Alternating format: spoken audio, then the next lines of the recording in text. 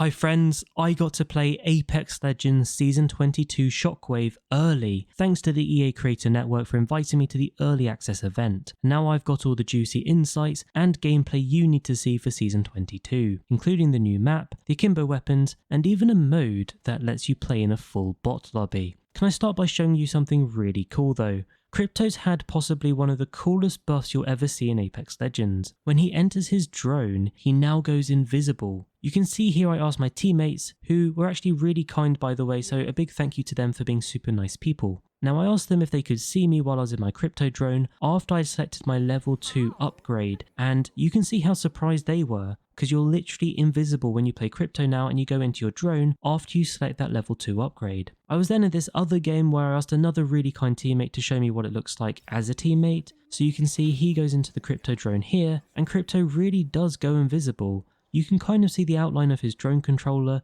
but apart from that and his name tag, obviously because he's my teammate, he's pretty much invisible. I'm not sure this will make him a meta pick, but it's definitely a very cool upgrade, and I feel like it's the kind of buff crypto's been needing. Let's have a look at the new map now. This is an overview of the map. Now it's called E-District. It's kind of a vibrant post-cyberpunk feeling map, and that's pretty much how the devs described it. You can see the different POIs in this view, and there's definitely a lot of them. I'll show you some gameplay of me running around the map just so you can get some views of how big and vast the map is, and then I'll explain a little bit more about what the devs said. It's actually quite deep in terms of lore, so I'll do a separate video on that, but ultimately, this is a city-based map set on Suotamo, which you will have heard of if you're an Apex Legends fan.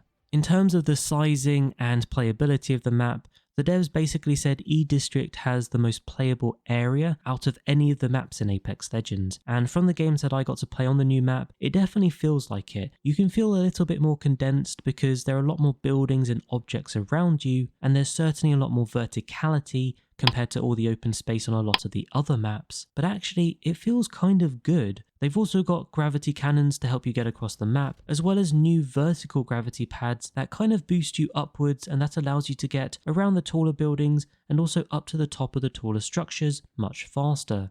Now I mentioned verticality, obviously that means you can get some pretty good vantage points.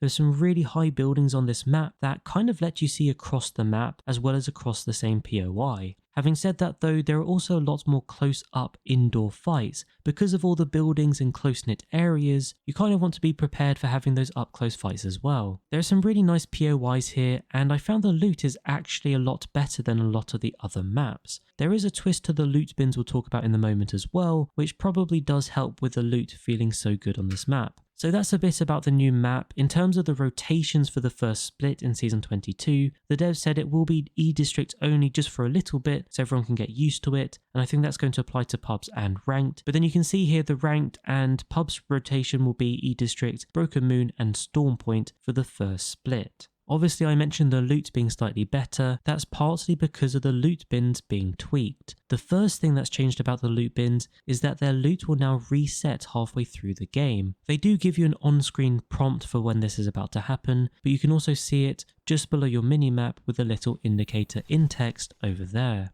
What this means is basically if a loot bin has been opened and the loot's been taken out, before the refresh that is, then after the refresh they'll automatically close and you'll get new loot inside of them. That's not all though for loot bins, they've also got two new types of loot bins. There are these new gold loot bins, which the devs did say would be rare, although from my experience, I actually found them fairly frequently in the later rings. These gold loot bins, basically as they look, give you better loot, and pretty much every time I opened them, I got at least one gold item, but a lot of the time I was getting multiple gold items, so these loot bins could be really good if you keep a lookout for them. The second new loot bin is going to be a lot rarer and you'll probably just get one in the match, but these are mythic loot bins. It's a little bit like a care package, in the sense that this loot bin guarantees you a mythic care package weapon, along with a bunch of other good loot including a lot of meds, and it even spits out extra loot for you. The twist with this one though is that it does take a long time to open. I kind of felt like it was almost opening a loot vault on World's Edge in terms of the time it takes to open. Oh yeah, you should know they are marked on the map for everyone though, so people will know where these loot bins are, and teams could definitely start stockpiling on top of these, so one to keep a lookout for. In terms of legends and weapons, there are no new legends this season, and there aren't strictly speaking any new weapons. However, there is a new way to use some old weapons, and that is with the new Akimbo feature. It's not a hop-up, but it's essentially a new feature that's been added to P2020s and Mozambiques. And honestly, I had so much fun with these things when they allowed us to play the season early. Some of the games I was literally just running around with double P2020s as my primary and double Mozambiques as my secondary. That's how much fun they were. It's pretty simple to use. When you've got a P2020 or a Mozambique as a singular weapon, as soon as you find another one you just pick it up and it will automatically then equip you with Akimbo. You can't actually attach any sights with these, but you can still sort of ADS. It also combines your ammo when you've got the Akimbo, and it also means you don't need multiple attachments. So for example, if you've got a P2020 and you find an extended mag, you actually just need to pick up that one extended mag and it will increase your overall ammo for both weapons in Akimbo. And the same for things like shotgun bolts, laser sights, and even the hammer point rounds, which are insanely strong with these combos.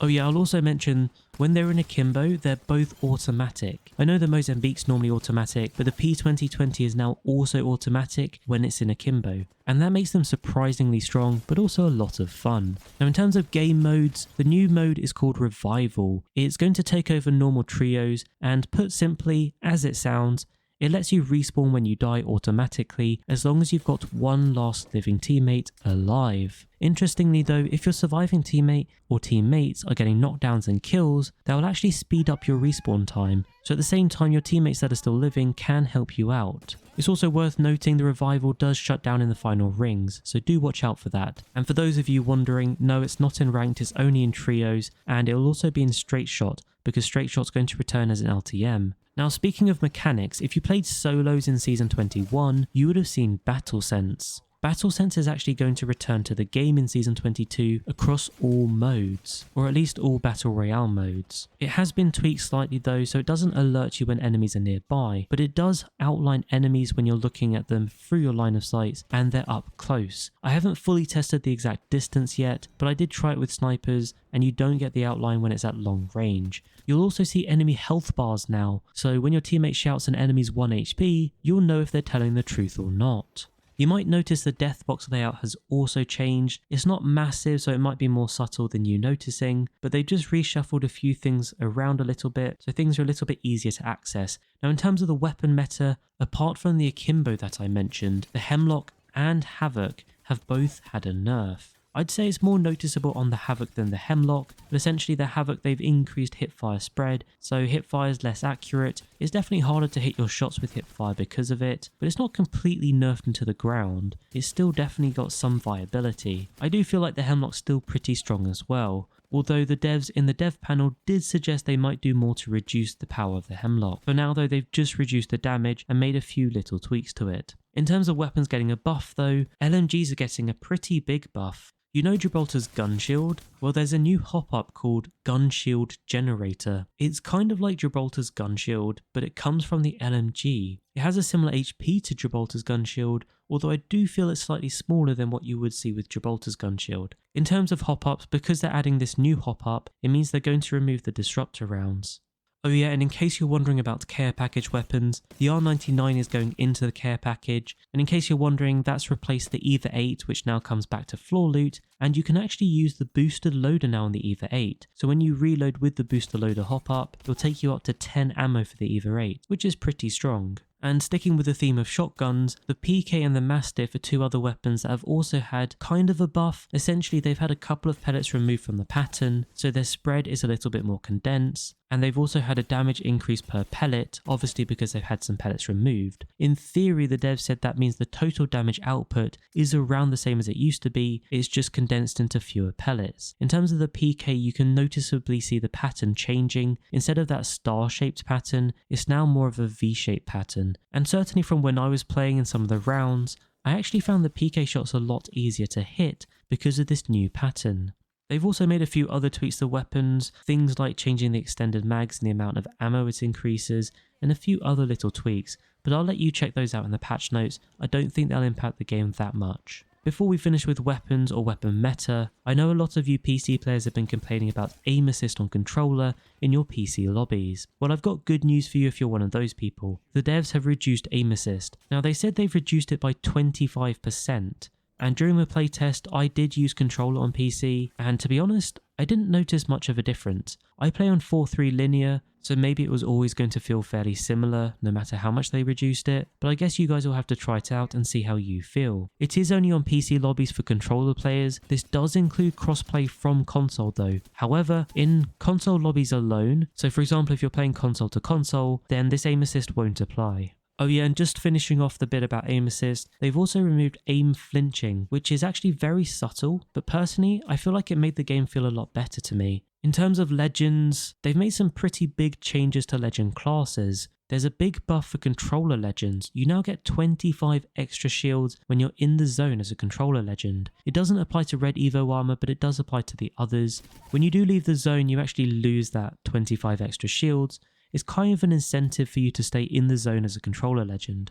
On top of that, controller legends can now remotely pick up their tacticals, and it will refill that charge that you've got the space for. Sticking with legend changes, they've also made a few tweaks to the recon class. All recon legends now have enemies highlighted red if you're ADSing and they're in your line of sight. It's a little bit like Bloodhound when Bloodhound's in their ultimate, but this won't show behind objects. It's not like an automatic scan for all recon legends. It also doesn't work through bangle or smoke in case you are hoping it highlights players through that. It doesn't. It's basically if they're out in the open and you can see them, then they'll be highlighted red. It's also worth noting recon legends have had a buff, or a little bit of a buff, to the way the survey beacons work as well. It's a little bit different now, it'll be faster, and also you'll find more survey beacons around the map. In addition to this, the scan itself has been changed. It's a bit more like a UAV now. It refreshes over the course of 15 seconds, so it gives you a little bit more of a live data view of the enemies around you. Because of that though, they've reduced the range and they've restricted it to about 500 meters around you, which should still be enough to view a full POI, but it won't let you see the whole map.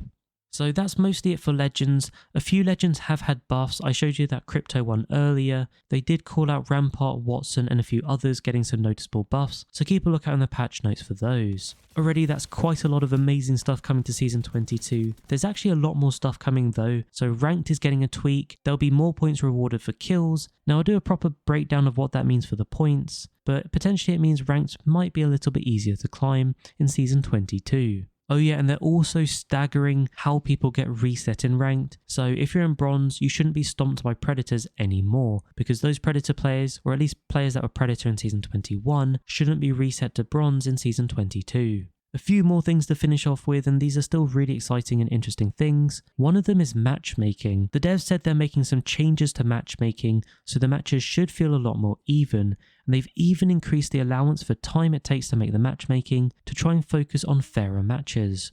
Also, they've done something for newer players. New players will get starter challenges, and they'll have their own starter pass to complete.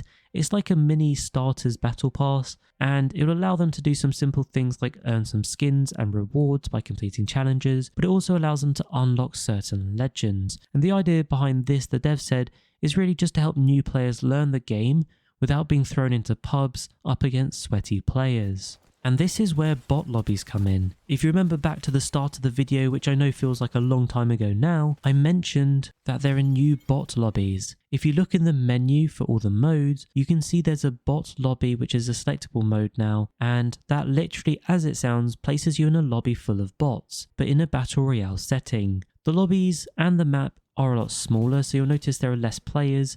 In all of my games that I tested this out in, I had about 23 bots plus me, which equals 8 squads of 3. The bots do shoot back, although they're not very accurate, but you should be able to face off against a good few. The idea of this mode is targeted to new players, but it is also a mode that any player can access, so if you just want to jump into the game and get some practice in a battle royale setting, with players that aren't going to be super sweaty and just instantly kill you, then this mode's going to help you. I feel like it'll be a good one to get 1 or 2 early warm-up games in, especially if you haven't played Apex Legends for a while. This is going to be a really good mode for you.